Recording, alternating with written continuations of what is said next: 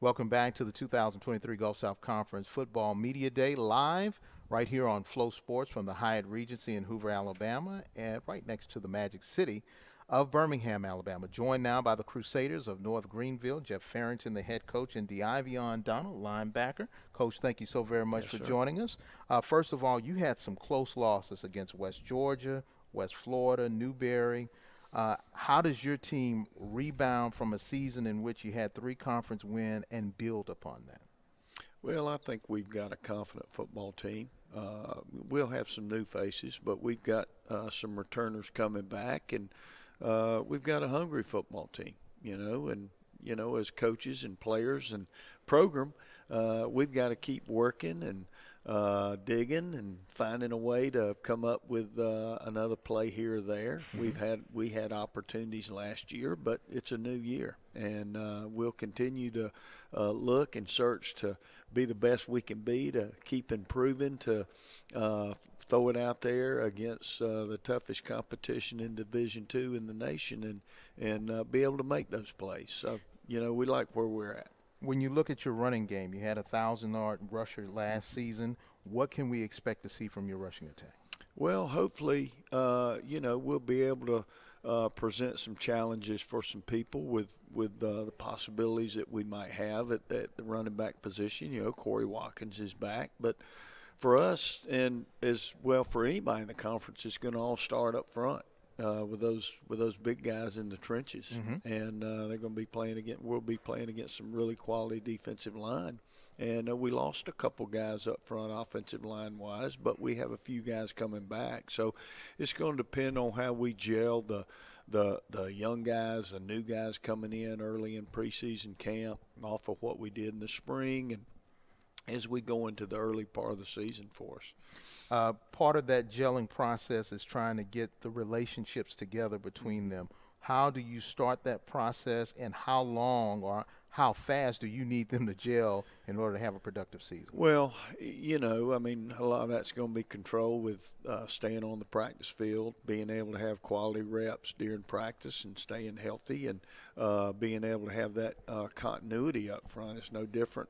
We were actually having the conversation riding over yesterday. It's no different than the secondary. You got to have those guys got to work together, and we'll have a few new pieces, and we're expecting it's going to take a little bit. So, hopefully by the time we get into conference play, we've worked out some kinks, and maybe we have our starting group established and work from there. All right, Diavion, first of all, linebacker position in this conference is a hard position because they throw it around a lot, they run it a lot. Last season, you guys had some close losses. How do you rebound from that? How do we rebound from it? We just got to finish.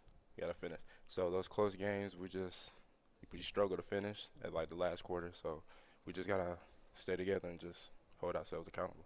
When you look at the work that you guys were able to accomplish in the spring, what positives do you take from the spring, and what needs to be added on in order to have a great defense coming up this fall? So what's been added on is communication. We've started to communicate a lot better than we have in the past. We've grown this bond where we just it's unbreakable.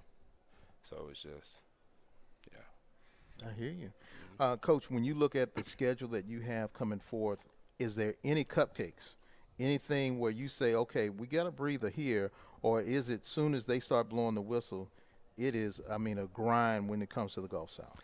Well, I think if you look at our schedule, we'll open up with an FCS opponent, the Big South, Charleston Southern, and then so we're playing up week one, and then we're playing against a non-conference opponent in Newberry. That won the South Atlantic last year, and then we get into GSC, and we all know the caliber of opponents that we play in the GSC. So I would think that we'd put the strength of our schedule up against anybody in Division II on who we're playing week in and week out. So to answer your question, no, we have no coaches. I hear you. Coach, you have a new wrinkle that coaches will have access to instant replay. Yes. How do you feel about that, and how do you prepare in order to start making those decisions? When do you try to go after, contest a call? Well, that's a good question. So I think we're going to find out as we gain a little experience with it and get used to having it. But I think it's great. I think any time that you can create the purity of the game and to be able to have the right calls in critical situations, I think that's awesome. And officials they're going to officiate the game the way they always officiate the game, I'm sure, and they'll do a great job with that. But as coaches, it gives us an opportunity to maybe be involved and hey, let's look at this situation. And I'm sure without having it before, there'll be a little experience factor of learning what to do and maybe situations to do it, and communication staff wise from the box, and learning which camera angles that we can rely on a little bit. I hear you. When you think about relying early on in the season, do you want your defense to lead, or are you going to need your offense to score points the way traditionally we've seen the Gulf South Conference team score points? That's a good question with us, and I really do believe your identity changes from year to year. And of course, 2023, our team's going to have to find our identity, and I like where our team is. Our team's worked very hard in the spring, communication, bonding. And just trying to put their nose down and do the daily things and kind of fall in love with doing those things every day, and let the big things take care of themselves. So hopefully when we bring this team back together and they come in and report on August the 6th, we'll be able to continue to make those strides. Defensively, we probably have a few more guys back that's played in the trenches. We'll have some new faces sprinkled at linebacker. We'll have some new faces sprinkled in the secondary. But going into it right now, we'd probably feel like we might need to carry the load on the defensive side of the ball a little bit and give us time to gel and have some experience offensively, even though we do have Dylan Ramirez back at quarterback. What does Dylan bring to the team offensively, having him back for another year? Well, 9 games of experience, number one, against a lot of good football teams and a lot of good defenses, and being able to go out there just like Diavion, being able to go out early in his career and play football against high caliber opponents, and the experience is immeasurable. What you can take from that. So I think Dylan has grown in the offseason, his leadership abilities, as far as how he takes care of his body. And so he's got to continue to develop, obviously, just like any player in our program and any position. But we're glad he's back, and we feel good in his progress in leading our football team in offense. Diavion, you're basically the signal caller of the defense. As far as looking at the Gulf South Conference, how important is it? You've already said communication is big, but how important is it for your fellow defensive players to know what they need to do, when they need to do it, rather than you having to bark it out to them? Oh, it's super important. It's super important. So we've been studying, we've been grinding.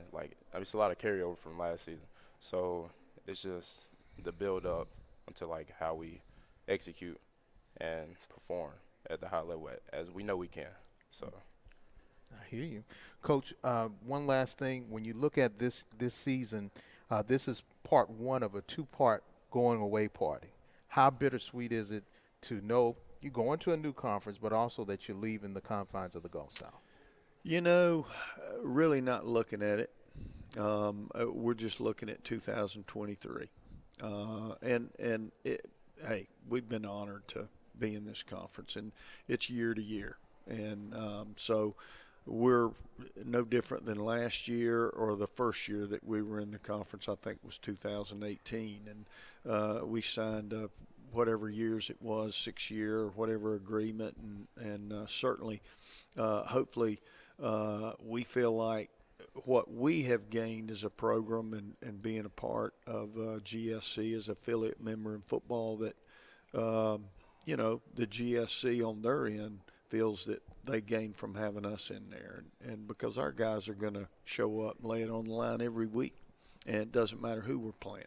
And so it gives our guys an opportunity to be a part, have a home, and wear that with pride, have a little pride in that, and knowing that, you know, hey, we're in a great conference and we're playing great personnel, great people every week.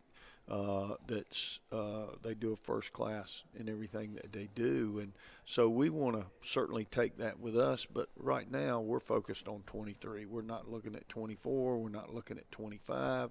All that's the future. We're trying to live today.